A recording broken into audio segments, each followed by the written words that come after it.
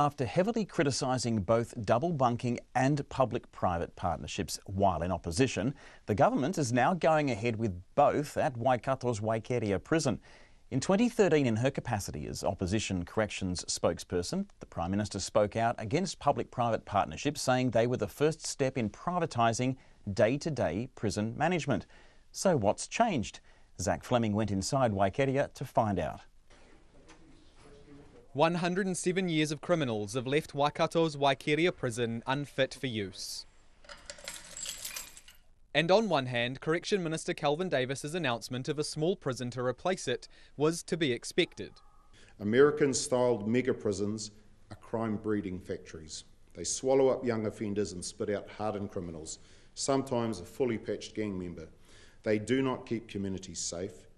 We have chosen to build a smaller prison, because smaller prisons work. But on the other hand, the decision represents two U-turns. Half of the cells will be double bunked, something Labour in opposition heavily criticised National for, though Mr Davis didn't actually know that when asked. Oh, those decisions are yet to be really finalised. The company that's going to be building the prison and corrections have yet to work, will work out those details. Do you not know the proportion of how many units will be double bunked? No, those are decisions that corrections and... I think it's 50%. Yes, it's likely to be 50%. Corrections Chief Executive Ray Smith jumping in there to save a lost-for-words Kelvin Davis, something Mr Smith had to do on several occasions yesterday. The new Waikeria, at the moment just a mound of dirt, will be built under a public-private partnership, or PPP, something Mr Davis failed to mention in his press release or press conference yesterday. Possibly because, like double bunking, Labour heavily criticised PPPs in opposition.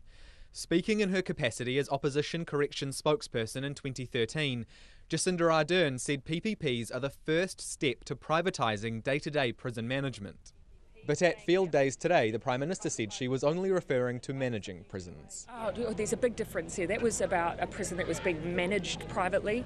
What we have here existing with Waikeria is simply a contract to build. With a new Waikeria build will not be managed privately, it will be managed by the Department of Corrections. The 600-bed Waikeria replacement, which will include a 100-bed mental health unit, is a third of the size of what National wanted to build, a 2,000-bed mega prison, but it will cost almost the same, $750 million. The costs are there regardless of the ultimate size of it. So the bed spaces are the least expensive. It's more the other things that go around to support the whole prison.